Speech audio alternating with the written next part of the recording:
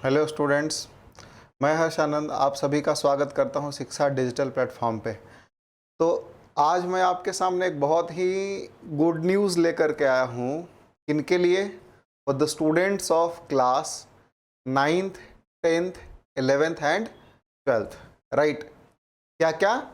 9th 10th 11th and 12th। अब हुआ यूं है, ऐसा क्या गुड न्यूज़ है भाई?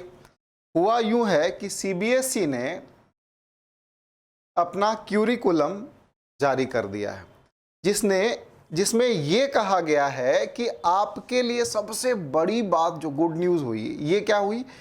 आपको ये कहा गया है कि पहले जो आपका टर्म 1 और टर्म 2 होता था वो ख़त्म करके सीधा का सीधा या तो एक ही टर्म में बोल लीजिए फाइनल एग्ज़ाम होगा। क्या होगा? टर्म 1 ख़त्म, टर्म 2 ये भी ख़त्म, क्या होगा? फाइनल एग्ज़ाम होगा, या फिर टर्म 2 सीधा कह सकते हैं हम इसको, राइट? फाइनल एग्ज़ाम होगा। बीच का इंटरमीडिएटरी जो आपके टर्म 1 हो रहे थे वो ख़त्म कर दिया गया है। सीधा का सीधा क्या होगा? 2023 में फाइनल एग्ज़ाम होगा। बात समझ में आया? बस बिंदास रहने का, टेंशन नहीं लेने का, ठीक है? अच्छा, एक समस्या का समाधान हुआ इसमें। क्या कि पहले आप लिमिटेड थे कि ये वाले चैप्टर्स ही हमको पढ़ने हैं। अब क्या है कि, और वो भी जो सीबीएसई द्वारा जारी किया जाता था कि आपने ये सारे चैप्टर्स पढ़ने हैं, तो अब क्या है कि जितने भी चैप्टर्स आपने पढ़ने हैं उसमें से कहीं से भी उठा लो, कोई इशू नहीं है। अपने कन्वीनियंस के हिसाब से उठा लो, पूरा साल पढ़ाई करो और एक बार फाइनली उसका एग्जाम दे दो रिवाइज करके, ठीक है? तो ये तो एक बात हुआ। अच्छा, दूसरा बात क्या है कि पहले सीबीएसई एक अपने सिलेबस के लिस्ट में ये बताता था कि कौन कौन सारे चैप्टर्स पढ़ने। 2 साल पहले कोविड जब आया था तो आपका सिलेबस 100% से रिड्यूस करके 70% कर दिया गया था। पता है सभी को, हाँ कि ना? तो एक और अपने पास गुड न्यूज़ क्या है कि ये जो सिलेबस का रिडक्शन हुआ है ये रहेगा, विल कंटिन्यू। क्या है? विल कंटिन्यू, है ना? अच्छा खबर। तो ये भी रहेगा, है ना? और ये टर्म भी खत्म हो गया, फाइनल एग्जाम हो गया। Is it clear? चलिए, तो बहुत बढ़िया। अच्छा, एग्जाम का पैटर्न क्या हो गया? अब इसके बारे में बात कर ले। जो एग्जाम का पैटर्न हो गया है वो क्या है? देखो, कुछ चैप्टर्स हटाए गए हैं सारे। आपको पता है कि 4 जो सब्जेक्ट्स हैं आपके, वो क्या है? कोर सब्जेक्ट्स हैं। क्या है? कोर, ठीक है? +1 क्या होता है? ऑप्शनल होता है। जैसे मान के चलो 10th में आप बोर्ड का एग्जाम देते हो तो उसमें क्या होता है? मैथ्स। कोर सब्जेक्ट में क्या क्या आ गया आपका? मैथ्स, साइंस, सोशल साइंस, ठीक है? Maths, science, social science, English हो गया। इसके अलावा क्या? आप हिंदी, मतलब एक लैंग्वेज होता है तो बेसिकली इंग्लिश है। इसके अलावा क्या? हिंदी, संस्कृत या कुछ भी, उर्दू आप ऑप्शनल रखते हो, राइट? तो ये 5th सब्जेक्ट ऑप्शनल के रूप में हो गया। फिर से यही चीजें आप बात करोगे 12th में तो क्या होता है? मैथ्स, पीसीएम या पीसीबी वाले, है ना? इंग्लिश के साथ 4 सब्जेक्ट हो गए। उसके बाद जनरली लोग क्या लेते हैं? पेंटिंग या फिजिकल एजुकेशन 5th ऑप्शनल वाले सब्जेक्ट में रख लेते हैं, ठीक है? तो सारे में सिलेबस स्पेसिफाइड है आपका कि इनमें क्या पढ़ना है, क्या छोड़ना है। क्लियर है?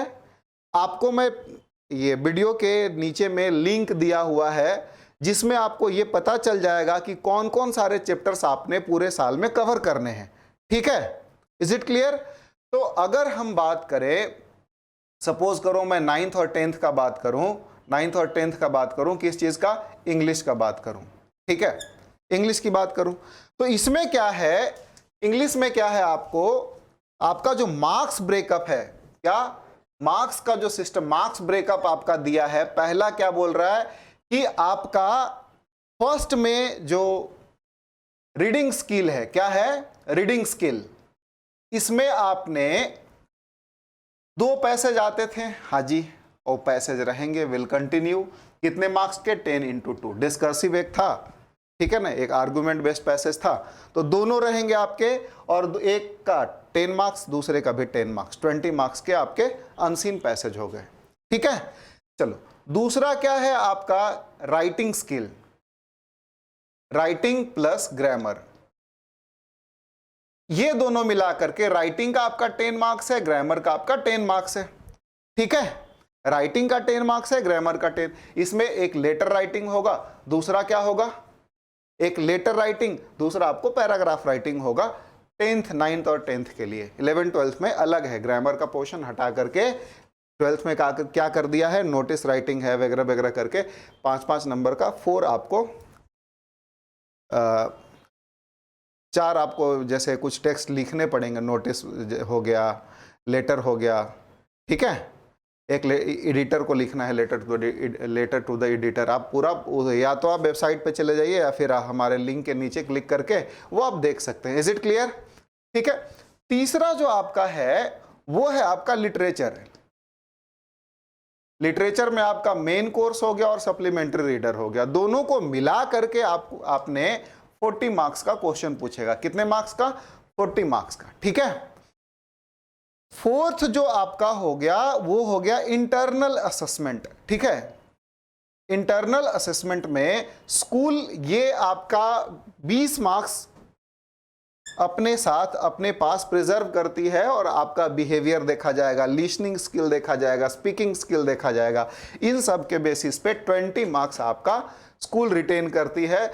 अच्छा से बिहेव करोगे, सबके साथ ठीक ठाक रहेगा, हिसाब किताब जैसे कुछ छोटा इंटरव्यू टाइप का में भी लिया जाए, आपका लिसनिंग चेक किया जाएगा, स्पीकिंग चेक किया जाएगा, उस बिहाफ पे आपको 5 मार्क्स उसके ऊपर, बाकी सबके 5 मार्क्स आपको ये मतलब 15 मार्क्स रिवार्ड किए जाएंगे। Is it clear?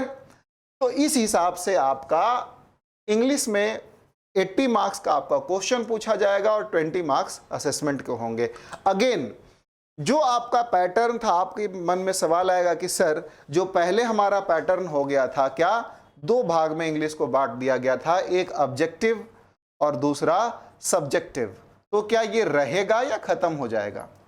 Obviously I just answer this question also कि ये जो आपका पहले ऑब्जेक्टिव और सब्जेक्टिव कर दिया था वो बिल्कुल नहीं हटाया गया है, वो भी एज इट इज रहेगा। ठीक है, ऑब्जेक्टिव मल्टीपल चॉइस क्वेश्चन आपके लिए होंगे, मल्टीपल चॉइस क्वेश्चन होंगे, और सब्जेक्टिव आप समझ रहे हैं लिखने वाले क्वेश्चन होंगे। ठीक है, तो कहां से वो आएगा वो देख लो आप।